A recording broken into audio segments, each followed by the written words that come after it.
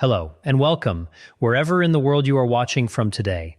I want to open with a finding that ought to be far better known than it is. Researchers at the University of Washington followed more than 3,000 adults over 65 and published what they found in JAMA Internal Medicine. Those who had taken a strongly anticholinergic medication at a standard dose on most days for about 3 years carried roughly a 54% higher risk of dementia than those who had not a supplement, not a diet. Ordinary medications, several of them sitting in ordinary bathroom cabinets right now, and one of them bought off an open shelf with no prescription at all. Here is the part that stays with me. Almost every person in that study had a doctor, most of them several. And that is precisely the problem. Your cardiologist knows what your cardiologist prescribed. Your urologist knows what your urologist prescribed. But almost nobody in that chain ever sits down with the whole list at once and asks the question that matters most after 60. What is all of this together doing to my brain? Before we go one step further, I need to be completely direct with you because this is the most important thing I will say tonight. Nothing in this video is an instruction to stop taking anything. Not one bottle. Some of these are genuinely dangerous to stop suddenly. A benzodiazepine stopped abruptly can cause seizures. An antidepressant stopped abruptly can make you badly unwell for weeks. And an acid medication stopped overnight comes back at you harder than before. Every drug on this list was prescribed because something needed treating, and for some of you, the right decision after watching this will be to carry on exactly as you are. What this video is asking for is one appointment, a review of the whole list, with the person who knows your history.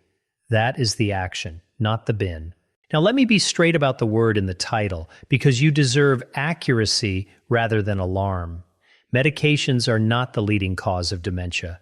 But two things are genuinely well documented, and both matter enormously after 60. The first is speed. Certain drugs can produce confusion, memory failure, and disorientation that arrives over days or weeks rather than years, fast enough that families say their mother went downhill overnight. The National Institute on Aging lists medication side effects among the reversible causes of memory problems in older adults, alongside thyroid trouble and vitamin B12 deficiency. Reversible. That single word is why this video exists. The second is accumulation. Long-term exposure to certain classes turns up again and again in large studies as a higher dementia risk later. Those studies show association, not proof, and I will say so plainly at every number, 7 of them, counting down from 7 to 1. Stay with me to the end, because number 1 is not a prescription at all. Most people over 60 have swallowed one in the past month, and almost nobody names it when a doctor asks what they take. Before we begin, do me one small favor. Put your age in the comments, along with the number of different medications you take in a day. Prescription and over-the-counter together. Just the number. And because you have stayed with me this far, in just a moment, a code is going to appear on your screen. Scan it with your phone camera, and it will take you straight to the 90-year blueprint, my guide to the daily habits of the world's longest-lived people, the food, the movement, the sleep, the same evidence-based approach we use here, written out in full with the weekly plans laid out plainly. There is nothing to pay and nothing to sign up for. The 90-year blueprint is my gift to you. Scan it now, then come straight back, because number 7 is where we begin. Before the countdown starts, hold on to 4 ideas because you will meet all 4 again at every single number. First, acetylcholine. It is the chemical messenger your brain leans on hardest for attention, learning, and forming new memories. A whole family of common drugs works by blocking it. That is the actual mechanism, not a side effect. They are called anticholinergics. and they were never designed to touch your brain. They were designed to dry a runny nose, calm a bladder, relax a muscle. Your brain simply happens to run on the same chemistry. Second, burden. This is the idea that changes everything. No single mild anticholinergic is likely to be the problem, but an allergy tablet plus a bladder tablet plus a low-dose antidepressant for nerve pain plus something for dizziness, 4 modest drugs, none of them alarming on its own, add up to a heavy total. Researchers measure this as anticholinergic burden, and it is the total, not any one bottle, that tracks with the risk. Third, an older body handles drugs differently. After 60, your kidneys clear more slowly, your liver processes more slowly, and the barrier that protects your brain becomes a little more permeable. The same tablet that a 40-year-old shrugs off can still be circulating in you at breakfast the following morning. Fourth, nobody is counting, not out of carelessness. Your list was built one specialist at a time, over years, and each edition was reasonable on the day it was written. The trouble is that no one ever reviewed the whole of it as a whole. Keep those 4 in mind. Number 7, coming up. Number 7, long-term acid-reducing medication. The proton pump inhibitors. Omeprazole, esomeprazole, pantoprazole, lansoprazole. Sold by prescription and, in lower doses, straight off the shelf. The mechanism worth understanding is not exotic. Stomach acid does more than digest dinner. It is what releases vitamin B12 from the protein it arrives bound to in your food. Shut that acid down month after month, year after year, and less B12 gets liberated and absorbed. An analysis of Kaiser Permanente patients published in JAMA found that 2 or more years of use was associated with roughly 65% higher odds of B12 deficiency. Now, why does that belong in a conversation about memory? Because B12 deficiency produces confusion, forgetfulness, low mood, unsteadiness, and numbness in the hands and feet. And in older adults, it is one of the classic conditions that gets mistaken for early dementia. It is also one of the most treatable.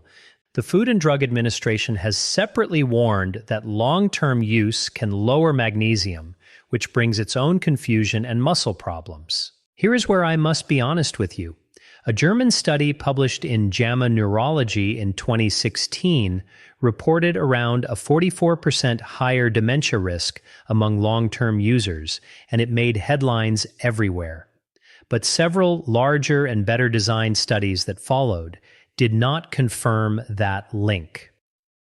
So I am not telling you this drug causes dementia. The evidence does not support that. I am telling you the nutrient route is real, well documented, and easily checked. What to do? Many people are still taking these years after a short course was intended. Ask 2 questions at your review. Is this still needed? And should my B12 be tested? A blood test costs almost nothing. And never stop when abruptly. Rebound acid is genuinely miserable, and stepping down is done gradually. Number 6, muscle relaxants. Cyclobenzaprine, methocarbamol, carisoprodol, tizanidine, the tablets handed out for a bad back, a neck spasm, a shoulder that seized up. The mechanism is twofold, and neither half is gentle. Cyclobenzaprine, the most commonly prescribed of them, is structurally almost a tricyclic antidepressant, which means it carries real anticholinergic activity, blocking the very messenger we just discussed. On top of that, these drugs do not act on the muscle itself in the way most people assume. They work centrally by sedating the nervous system that drives the spasm. The relaxation you feel in your back is a general dampening of everything, and your brain is included in everything. In an older body, that dampening lands hard. The American Geriatric Society, Beer's criteria, the standard reference doctors use for medications that are potentially inappropriate in adults over 65, lists most muscle relaxants as drugs to avoid in this age group, citing poor tolerance, sedation, confusion, and fracture risk from falls. The honesty beat here matters, so let me give it to you plainly. This is not a dementia study. There is no large trial showing muscle relaxants cause dementia, and I am not going to invent one. What the evidence shows is immediate: confusion, grogginess, and falls in the age group least able to absorb a fall. The reason it sits on this list is that a 2-week prescription for a strained back has a way of quietly becoming a 2-year habit. What to do? Ask whether it is still needed at all, and ask what the alternative would be: physical therapy, heat, a topical treatment, or a shorter course. This is one of the easier conversations on the whole list, because almost nobody intends to be taking it long term. Number 5, the newer sleeping tablets, the ones doctors call Z drugs: zolpidem, azopiclone, zaleplon. They were introduced as the safer, cleaner replacement for the older sleeping pills, and for a while everyone believed it. The mechanism is essentially the same as the drugs they replaced. They act on the GABA system, the brain's main braking mechanism, and they slow it down. What they produce is sedation, and sedation is not the same thing as sleep. You are unconscious, certainly, but the natural architecture of the night, the deep stages, the cycling, is altered rather than restored, and the braking is still partially applied when you wake up. That morning after effect is measurable enough that the Food and Drug Administration cut the recommended bedtime dose of zolpidem for women in 2013, because too much of it was still circulating at the hour people get behind the wheel. In 2019, the agency went further and added a boxed warning, its strongest chakari, to all 3 of these drugs after reports of people walking, cooking, and driving while not truly awake and remembering none of it. The Beers criteria advise avoiding them in adults over 65. Honesty again?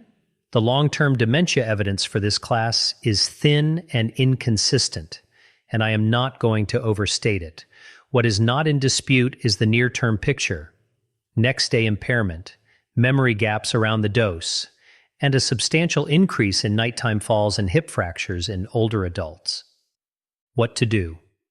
The American College of Physicians recommends cognitive behavioral therapy for insomnia as the first treatment for chronic sleeplessness, ahead of any tablet. It is unglamorous. It takes a few weeks, and it works better than most people expect. Ask about it by name. Number 4, benzodiazepines: lorazepam, diazepam, alprazolam, clonazepam, temazepam. Prescribed for anxiety, for panic, for sleep, and very often prescribed decades ago and simply never revisited. The mechanism is the same braking system as number 5, applied harder and for longer.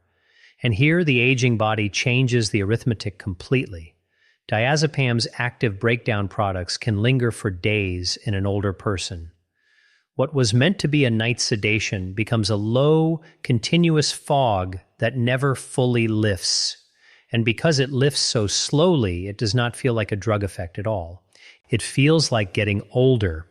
These are among the most consistently identified triggers of delirium in older adults, that acute state of fluctuating confusion that hospitals see constantly and that families almost always mistake for dementia arriving suddenly. The Beers criteria are unambiguous. Avoid in adults 65 and over. On the long-term question, let me show you both sides, because this is genuinely contested. A large Quebec study, published in the BMJ in 2014, found that use beyond 3 months was associated with around 50% higher odds of a later dementia diagnosis, and use beyond 6 months higher still. But a careful American cohort study, published 2 years later, found no strong association and raised a serious objection that you should know about. Early dementia itself causes anxiety and sleeplessness, which is exactly what these drugs get prescribed for. The pill may be a signal rather than the source. What to do, and please hear this one clearly. These are the drugs you must never stop on your own. Abrupt withdrawal can cause seizures. Reduction is done slowly on a plan with your doctor. Ask whether a gradual taper is appropriate for you. Many people who have taken them for years are astonished at how much sharper they feel at the end of a careful one. We are halfway down the list. If what you have heard so far has been useful, specific, honest about what the evidence does and does not show, and free of anything you have to buy, then the single most helpful thing you can do right now is tap the like button and subscribe.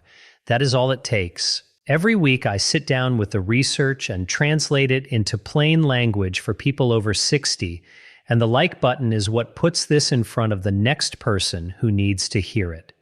Thank you for that. Number three, the older antidepressants, the tricyclics, amitriptyline, nortriptyline, imipramine, doxepin, and I would add paroxetine here too, which is newer but carries a similar problem. Here is why this number catches so many people by surprise.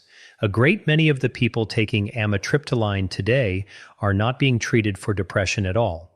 It is prescribed at low doses for nerve pain, for migraine prevention, for fibromyalgia, for irritable bowel, and very commonly for sleep. So when the doctor asks whether you take anything for your mood, you honestly say no, and the tablet never enters the conversation. The mechanism is the one from the top of this video, in its most concentrated form. Tricyclics are among the most strongly anticholinergic drugs in regular use. Blocking acetylcholine is not an accident of their design. It is inseparable from how the molecule works.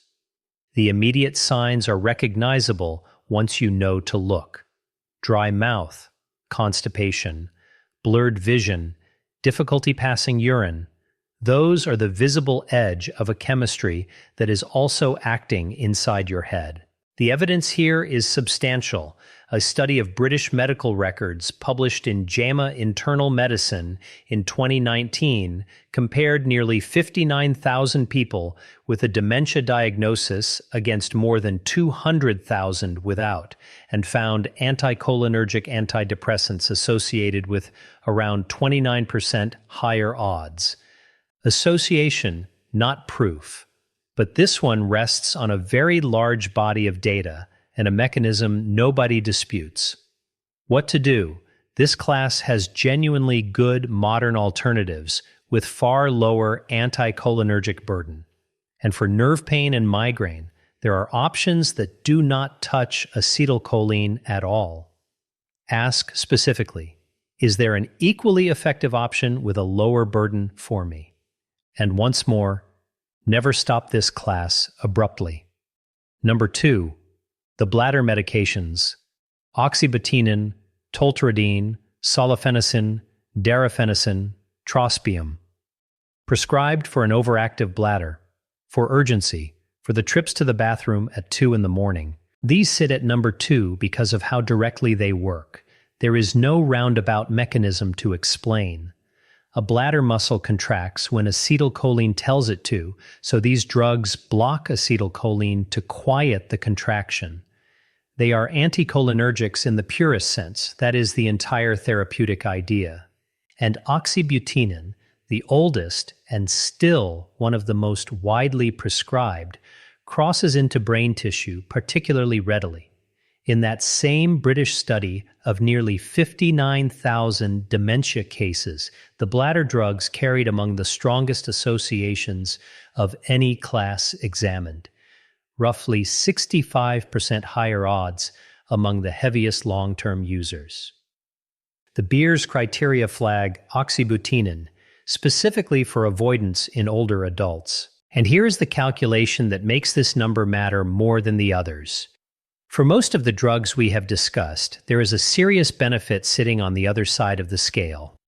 With this class, the measured benefit in the trials is modest, often a reduction of about 1 bathroom trip a day compared with placebo.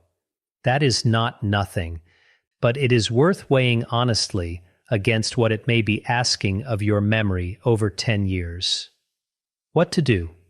There are real alternatives, and this is the number where I most want you to ask. Mirabegron works through an entirely different receptor and does not block acetylcholine. Pelvic floor training, supervised properly, has good evidence behind it. Timing your fluids and cutting evening caffeine and alcohol moves the needle more than most people believe. Bring this bottle to your review first. And number 1, the one nearly everyone over 60 has taken in the past month, the one no doctor prescribed, and the one almost nobody mentions when asked what they take, diphenhydramine and the older antihistamines beside it. You know it as the pink allergy tablet, but look at what else contains it, because this is the part that catches people. Almost every product with PM or nighttime in the name, the pain reliever plus PM, the sleep formulas, the nighttime cold and flu sachets, that added ingredient making you drowsy is diphenhydramine. Alongside it sit chlorpheniramine in the older cold remedies, hydroxyzine for itching and anxiety, and dimenhydrinate for travel sickness. Same family, same mechanism. And the mechanism is the whole point. These first-generation antihistamines make you sleepy precisely because they cross into the brain and block acetylcholine there. The drowsiness is not a side effect of the allergy relief. It is the drug acting on your memory system, and you are feeling it happen. This is where the study I opened with lands. In that University of Washington research, diphenhydramine was among the most commonly used strong anticholinergics in the whole group, and cumulative use at that level tracked with about a 54% higher dementia risk. The Beers criteria say plainly, avoid in adults 65 and over. It is number 1 for one reason above all. No prescription means nobody is counting it. It is not on your chart. Your pharmacist does not see it. It never enters the burden total that anyone is tracking, and it can be taken every single night for a decade. What to do? And you can do this tonight. Turn the box over and read the active ingredients. If diphenhydramine is in there, that is the conversation to have. For allergies, the second-generation antihistamines, loratadine, cetirizine, fexofenadine, do not carry the same central action. For sleep, the pain reliever is available on its own, without the PM. So there they are, all 7. Long-term acid reducers at number 7, muscle relaxants at 6, the Z-drug sleeping tablets at 5, benzodiazepines at 4, the older antidepressants at 3, Bladder anticholinergics at 2, and over-the-counter diphenhydramine at number 1. Now step back and look at the shape of it, because these were never 7 separate problems.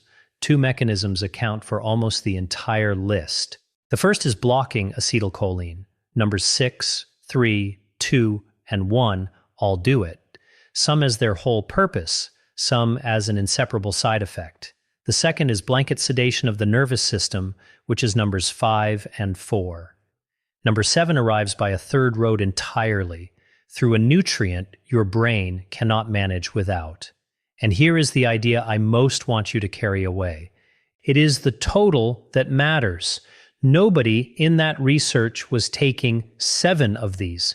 The people at highest risk were taking 2 or 3, each individually reasonable, each prescribed by a different person for a different good reason, adding up to a burden that no one had ever totaled.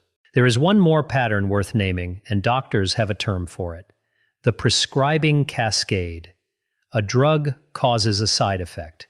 The side effect gets treated as a new condition with a second drug.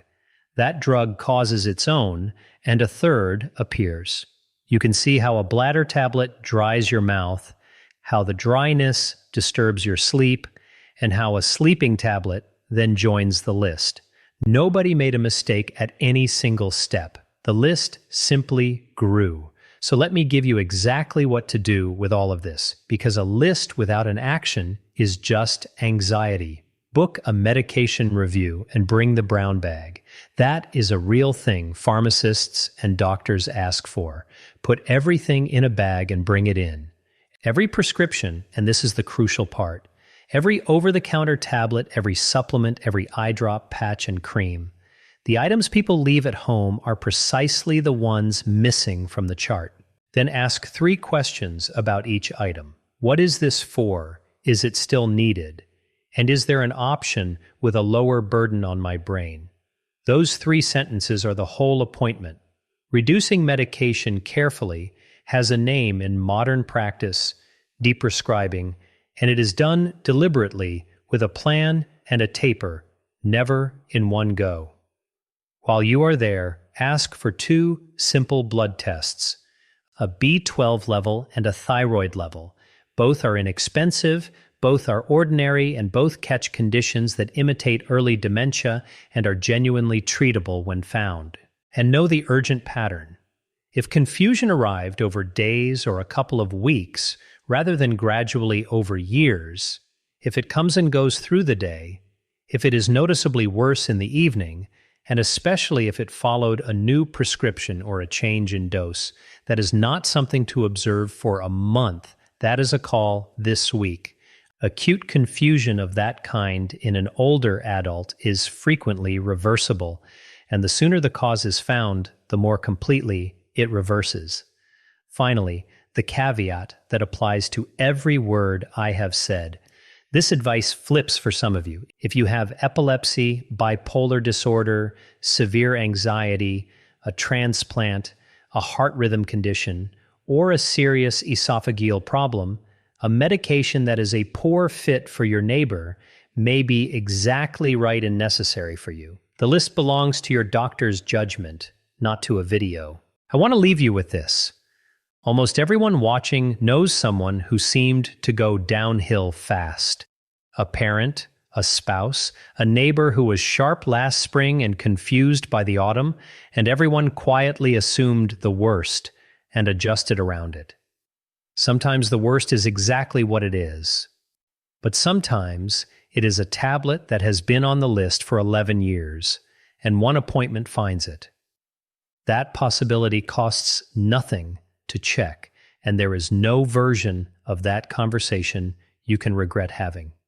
So if there is someone in your life carrying a long list of bottles and a memory that is not what it was, send this to them. Or better, offer to go with them and hold the bag. They will very likely never raise it themselves. That one share takes you a moment, and it is a real kindness. And once more, because it matters more than anything else I have said tonight, do not stop, reduce, or change a single medication because of this video. Some of these are dangerous to stop suddenly. Every one of them was prescribed for a reason that mattered on the day it was written.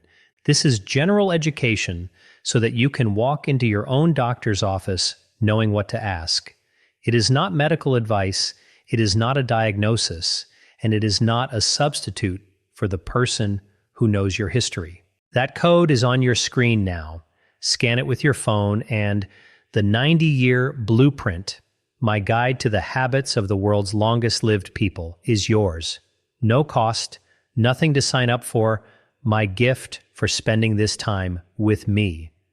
If this was useful, subscribe, because there is a new one every week built the same way, from the research outward. And tell me in the comments which of the 7 you found on your own list.